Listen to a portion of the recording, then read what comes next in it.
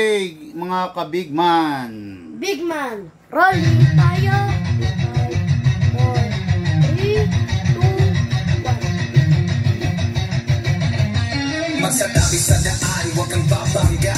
Papasok si Bigman, may dala na banda. Minsan siniraan, pero di pinansin. Toxic vibes, bro, di yan sa amin. Nagka-problema, bumangon pa rin. Laban lang kahit ilang saglit. Dito sa Bigman, solid ang galawan. Tunay na negosyo, hindi lang yabangan. Customer namin laging satisfied. I hear soft gear, legit certified. Service ay tunay, hindi panay post. Kahit saan ka magpunta, kami ang host. Big man, walang katulad. Gamit ay legit, laging panalo pag sukat. Sniper o pistol, lahat ay fire. Kami ang top airsoft provider. Big man, walang katulad. Gamit ay legit, laging pagaman binitin siya. Laging may bago, laging legit. Big man rules, wag kang bitter kid. Big man, walang katulad. Gamit ay legit, laging panalo pag sukat. Sniper o pistol, lahat ay fire. Kami ang top airsoft provider. Kalat ang higit, pero hindi sila makalapit. Try to copy, pero fail ang gamit. Boom, boom, pow, pag nagpaputok, parang Pit Viper. Di ka mamimatatok, kasi sila makalapit. Try to copy, pero fail ang gamit. Boom, boom, pow, pag nagpaputok, parang Pit Viper. Di kami patok-tok. Customer happy, service tight. Walang scammer, we do it right. Lift your game up, don't be a joke. Big man blazing, lahat ay woke. Big man, walang katulad. Laging on point, parang sa barilang lakad. Rush fire, deals tighter. Big man, airsoft sniper. Sa presyong tama, sa gamit na solid. Panalo ka palagi, di ka magiging biktima, kid. Big man ang pangalan, tandaan mo palagi. Sa airsoft game, kami ang hari.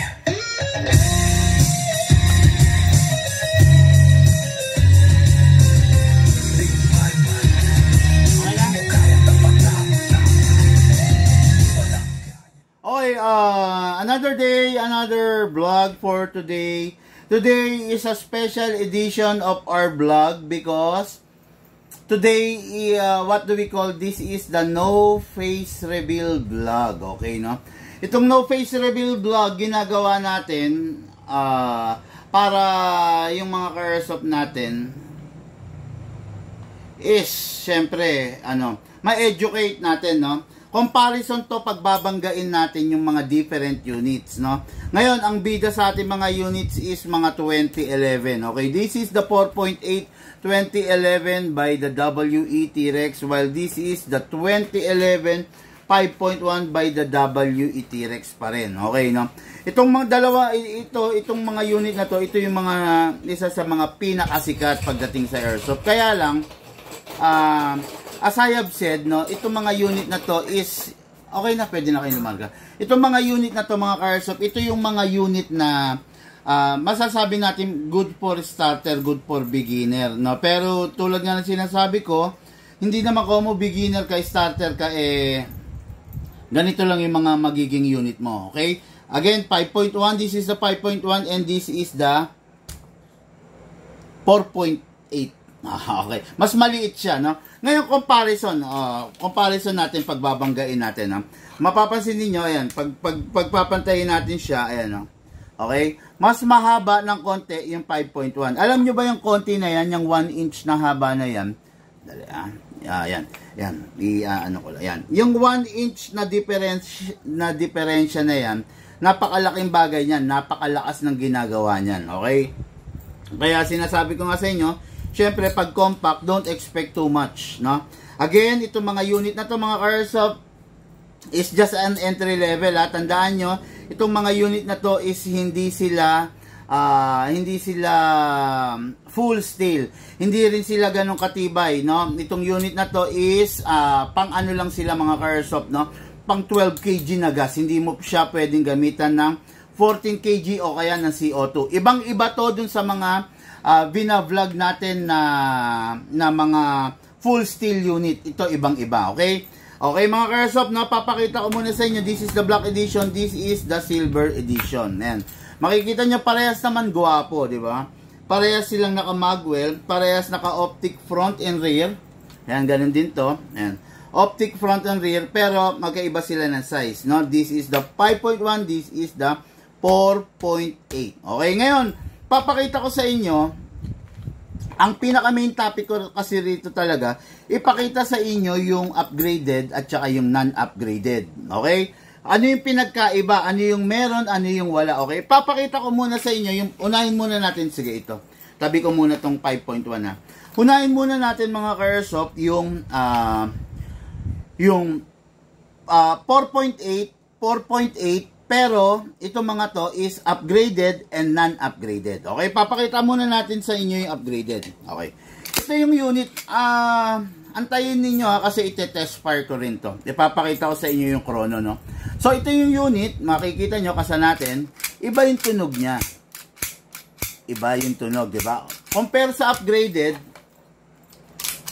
mas matikas yung tunog niya mga ka-airsoft, oh. Okay. Hindi siya tunog lata, while ito tunog lata. Okay. Hindi to upgraded ha. Ay, sorry. Hindi to upgraded. Ito yung upgraded. Okay? Ilalagay natin sa kaliwa yung upgraded. Pagmasdan nyo yung hindi upgraded mga ka-airsoft. Kasi natin to, ilock natin to manually. Yung hindi kasi upgraded, ganyan, no? Yan. Yan, hindi upgraded. Yan. Yung hindi upgraded, ayan, no?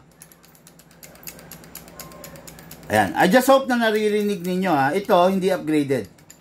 Okay? Ito, hindi to naka-fix outer barrel. Okay? Hindi rin siya naka-fine tuning, hindi rin siya naka-trigger job. Okay? Yan ang difference niyan, no? Hindi siya naka-fix outer barrel, hindi naka-fine tuning, hindi siya naka-trigger job. While yung isa naman is naka-fix outer barrel, naka-fine tuning, and naka-trigger job. Okay?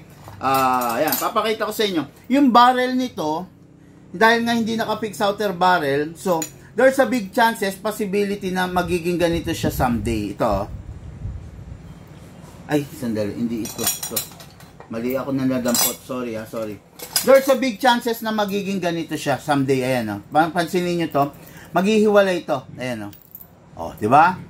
Nasisira yung mismong outside barrel. Ito yon ha.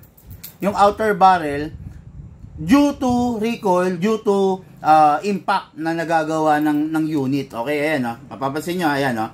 Naghihiwalay. Yan yung pinaka main na nasisira pag yung unit is hindi siya naka-upgrade ng fixed outer barrel. Okay? Tapos, isa pa sa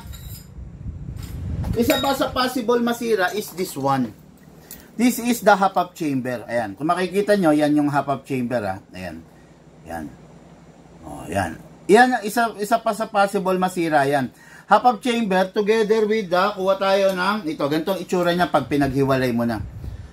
This is the inner barrel and this is the hop-up rubber. Okay? Isa sa pwede masira is yung chamber nyo pag hindi naka-fix outer barrel. Mas matibay, mas matindi, mas malakas ang unit na naka-fix outer barrel kasi nga, fix siya. Naka-fix. No? Yan. Yan, ha? Yan. Pinakita ko lang sa inyo, ha? Okay, then, ito yung barrel. Ayan, ha? Yan.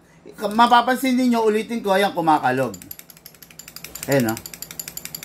Pansinin niyo to. Ito, ha? Ayan, no? Yung tanso, yung brass. Ayan, no? Diba? Kumakalog. Ayan, no? Lumalabas. Ayan, pumapasok. Okay, yan, ha? Ngayon, punta tayo dun sa upgraded. Okay, sa upgraded version.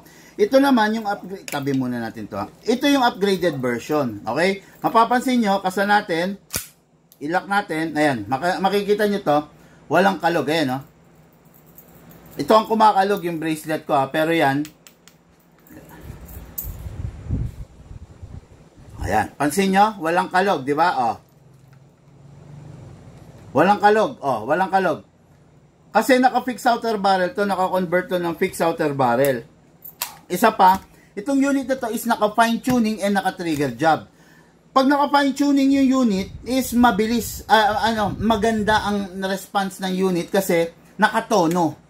Pag naka-trigger job, maganda rin ang response ng loob ng internals kasi bakit? Nakatono, nakaayos. Walang wear and tear, walang magaganap na kiskisan or walang mapupudpod. Kasi kino-correct namin yung mga glitch na nandyan sa loob. Ay, makikita nyo, ang sarap, oh.